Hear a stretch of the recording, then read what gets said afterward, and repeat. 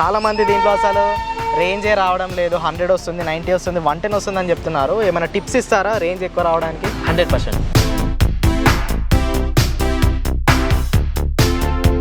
మనకి రీజన్ ఉండదు, accelerator reverse చేసినప్పుడు మనకి బండి ఆగిపోతుంది. అవును, చాలా మంది అయితే యూజ్ చేయరు.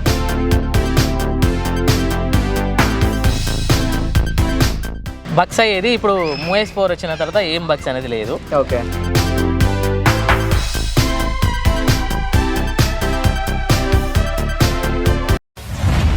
హలో ఫ్రెండ్స్, నా పేరు ఆదిత్య అండ్ ఈవీ తెలుగుకి స్వాగతం. ఫ్రెండ్స్, ప్రస్తుతం మనతో పాటు సద్దాం హుసేన్ గారు ఉన్నారు. సో సద్దాం హుసేన్ గారికి ఈ Ola S1 Pro Gen 1 electric scooter అయితే ఉంది. సో ఈయన ఈ స్కూటర్ పైన 10,000 కిలోమీటర్స్ అయితే కంప్లీట్ చేశారు. చాలా మోడిఫికేషన్స్ కూడా ఈ బండి పైన అయితే వీళ్ళు చేయించడం జరిగింది. సో ఈ వీడియోలో సద్దాం హుసేన్ గారితో మాట్లాడి అసలు ఈ బండి గురించి డీటెయిల్స్ ఏంటి, సో ఈ ఓలా S1 Pro గురించి ఈయనకి ప్రతి ఒక్క ఇన్ఫర్మేషన్ తెలుసు అని చెప్తున్నారు. నేనేదో ఓలా పైన నెగిటివ్గా వీడియోస్ చేస్తున్నారు, నాకు ఓలా అంటే నచ్చదని మీలో చాలామంది అనుకుంటున్నారు. బట్ అది నా ఉద్దేశం కాదు. స్కూటర్ ఎలా ఉంది అని మీకు చెప్పడమే నా బాధ్యత. సో సద్దాం హుసేన్ గారు కూడా వాళ్ళ ఎక్స్పీరియన్స్ని పంచుకుంటారని మనకైతే కాంటాక్ట్ అవ్వడం జరిగింది. సో ఈ వీడియోలో సద్దాం హుసేన్ గారితో మాట్లాడి బండి గురించి డీటెయిల్స్ అయితే తెలుసుకుందాము. హాయ్ సద్దాం గారు, ఎలా ఉన్నారు? హాయ్ సార్, బాగున్నాను. బాగున్నానండి. సద్దాం గారు, అసలు మీరు ఓలా S1 Pro ఎందుకు తీసుకోవాలనుకున్నారు? అసలు ఎలక్ట్రిక్ ఎందుకు తీసుకోవాలనుకున్నారు? నేను రేంజ్ ప్రకారంగా నేను చూశాను ఓలా గురించి. సో వేరే వెహికల్స్ ఏంటంటే ఏథర్ ఉంది, ఐక్యూ ఉంది. సో దట్ రేంజెస్ ఏంటంటే 100 కంటే కొంచెం బిలోనే ఉన్నాయి. అవును. So I need to go to my village. So అది 118 కిలోమీటర్స్ అలా ఉంది. ఓకే. సో మేబీ 20 అయినా కావచ్చు, 120 అలా. సో ఇదేంటంటే మనకి 135, 75 to 80 స్పీడ్ మనం స్పీడ్గా వెళ్తే 135 రేంజ్ అనేది వస్తుంది. ఓకే. అంటే మీ డైలీ రిక్వైర్మెంట్ ఎంత తిరుగుతారు మీరు రోజు? నేను ఎక్కువ తిరిగాను, only 15 to 20.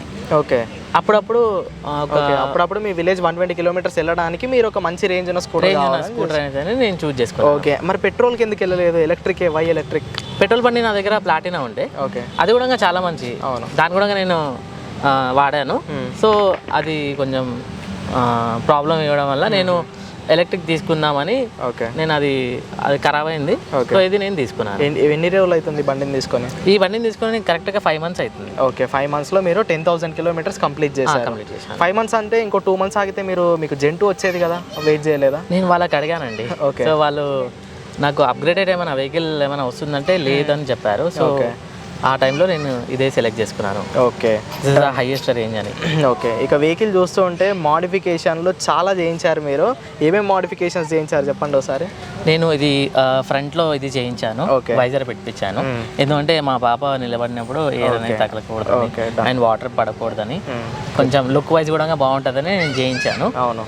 And back side ఏంటంటే మా ఫ్యామిలీకి కొంచెం, నేను మా వైఫ్ 2 పిల్లలు ఉంటారు చిన్నగా.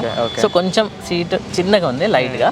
సో నేను ఏం చేశానంటే ఎక్స్టెండ్ చేయాలంటే ఏదో ఒకటి మనకి ఎక్స్టెండ్ చేయడానికి రాదు, ఫిట్టింగ్ పెట్టియాలి. సో నేను ఆలోచించాను బ్యాక్ రెస్ట్ కూడా ఏదైతే ఓలాకి వస్తుందో బ్యాక్ రెస్ట్ సీట్, ఓకే, అది చాలా విరిగిపోతుంది. అవును. సో మొత్తంగా నేను ఒక ఆలోచించి ఈ సెటప్ అనేది తయారు చేశాను. ఈ డిజైన్ నేనే చేసి వాళ్ళకి చెప్పి నేను చేయించుకున్నాను. మీరు కస్టమ్ డిజైన్ చేయించాను. ఓకే. సీట్ని కొంచెం ఇలా వెనకకు ప్రొలాంగ్ చేసి ఇక్కడ బ్యాక్ రెస్ట్ పెట్టుకొని వెనక సామాన్లు పెట్టుకునేలా ఈ ప్రొవిజన్స్ చేయించుకున్నాను. ఓకే. అండ్ బాగా యూజ్ కూడా అయ్యింది నాకు ఒక 3-4 times. Okay. And back guards, front guards పెట్టించారు, back guards and front guards అనేది పెట్టించాను. ఓకే. సో ఇప్పుడు ఇలాంటి కస్టమైజేషన్స్ చేపిస్తే మనకి వారంటీలో క్లెయిమ్స్ రావు, ఇష్యూస్ వస్తాయని వాళ్ళు అంటారు. ఎప్పుడైనా అలాంటి ప్రాబ్లమ్స్ వచ్చాయి, ఆలోచించారు అసలు దాని గురించి? నేను ఆలోచించలేదు. ఒక్కసారి నాకు ప్రాబ్లం అనేది వచ్చింది. ఇక్కడ ఫ్రంట్లో అనేది ఇక్కడ క్రాక్ అయింది. ఓకే. నా దగ్గర ఫోటో అనేది చేయిస్తాను. అదేంటంటే లైక్ 99% ఓలా వెహికల్స్కి ఎక్కడ లేదు. అవును. నా బండికి ఎలా వచ్చిందంటే ఎవరో లైక్ గుద్దారో ఏంటో తెలియదు, అక్కడ క్రాక్ అయిపోయింది. సో వాళ్ళకి చెప్పాను, వేరే విధంగా చెప్పాను, కొంచెం రిక్వెస్ట్ చేస్తే వాళ్ళు ఫ్రీగా చేయించారు. చాలా మంచి సర్వీస్, మన నాగోలోనే చేయించాను. ఓకే. అక్కడికి వెళ్తే 3 to 4 daysలో వాళ్ళు నాకు చేంజ్ ఇచ్చారు. ఫ్రీగానే పార్ట్ రీప్లేస్మెంట్ అనేది అయ్యింది. అండ్ వాళ్ళు దీని గురించి అయితే ఏం అబ్జెక్షన్ అయితే చేయలేదు. ఎక్సైట్మెంట్ అయిపోయారు వాళ్ళు, అరే ఇది చాలా బాగుంది పెట్టించారు, చాలా స్ట్రాంగ్గా ఉంది. కాకపోతే మనకి ఏం ప్రాబ్లం అయితే రాలేదు.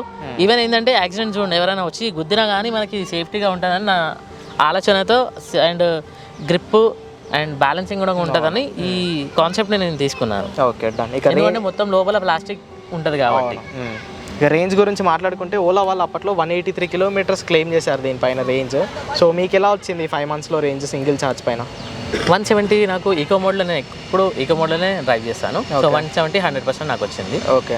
One I'm going long to my village, అప్పుడు ఏంటంటే నేను నార్మల్ మోడ్లో వెళ్ళాను. ఓకే.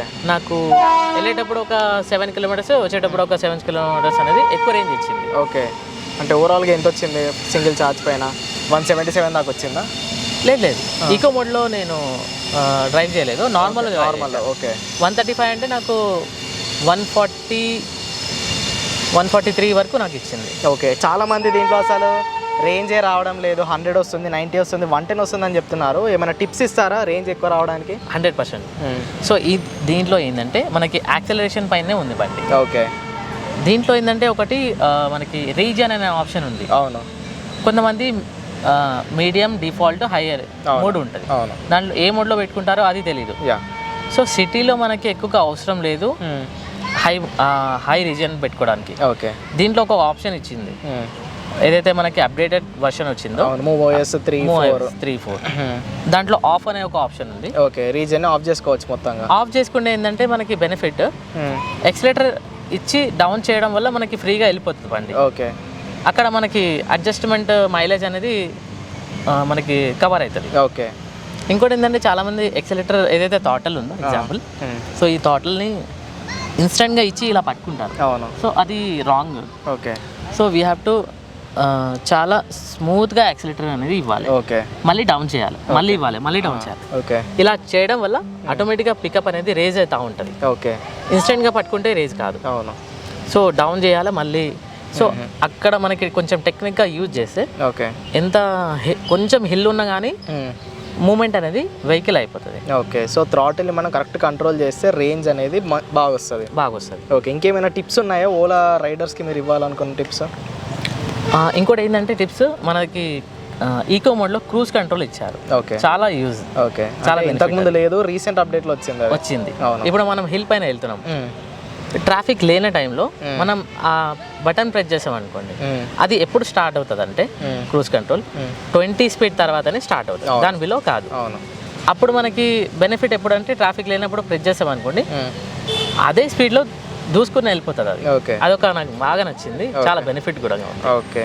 లేని టైంలో మనకి యాక్సిలేటర్ నేను ఇప్పటిదాకా ఏదైతే చెప్పానో దాని ప్రకారం కూడా కొంచెం మనకి మూమెంట్ అనేది వెళ్ళిపోతుంది, స్లోగా వెళ్తుంది కాబట్టి కొంచెం మూమెంట్ అయితే తీసుకుంటుంది. ఓకే. బండి అయితే 100% లాగుతుంది. ఓకే. దాని పికప్ అయితే బాగుంది. ఓకే. ఇక ఎప్పుడైనా వర్షంలో నడిపారా ఈ బండిని?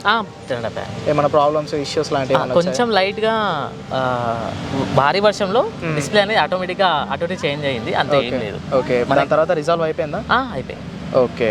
బగ్స్ అయ్యేది, ఇప్పుడు MOS 4 వచ్చిన తర్వాత ఏం బగ్స్ అనేది లేదు. ఓకే. ఓకే. చాలా మంచి అప్డేటెడ్ అయింది. ఓకే. సస్పెన్షన్ గురించి మాట్లాడుకుంటే ఫ్రంట్ సస్పెన్షన్తో చాలా మంది ఇబ్బంది పడ్డారు, దాన్ని ఓలా ఫ్రీగా కూడా రీప్లేస్ చేసింది. మీకు రీప్లేస్ అయిన వర్షన్ వచ్చిందా, లేదంటే మీరు రీప్లేస్ చేయించుకున్నారా? ఏమైనా ప్రాబ్లమ్స్ వచ్చాయా? అయిన వర్షన్ వచ్చింది. ఓకే. రీప్లేస్ అయ్యాక మీరు బండిని కొన్నారు? అవును. ఓకే. సో ఏమైనా ఇష్యూస్ వచ్చాయా అది కొత్తది వచ్చిన తర్వాత? 100% ఏం రాలేదు. ఓకే. రేర్ సస్పెన్షన్ ఏం కాలేదు. ఓకే. బ్రేక్స్ ఎలా అనిపించాయి మీ ఇంటికి వెళ్ళేటప్పుడు, హోమ్ టౌన్కి వెళ్ళేటప్పుడు? బ్రేక్స్ కానివ్వండి. బ్రేక్స్ కానీ చాలా బాగున్నాయి బ్రేక్స్ కూడా. ఓకే. యాక్చువల్గా నేను బ్రేకే వాడను. ఓకే. మొత్తం రీజనే.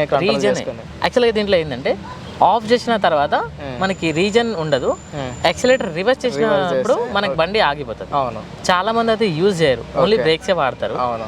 అది depends on them how they are using. So ఏంటంటే దానివల్ల మనకి బ్రేక్ ప్యాడ్స్ అనేది కవర్ అవుతాయి. అవును.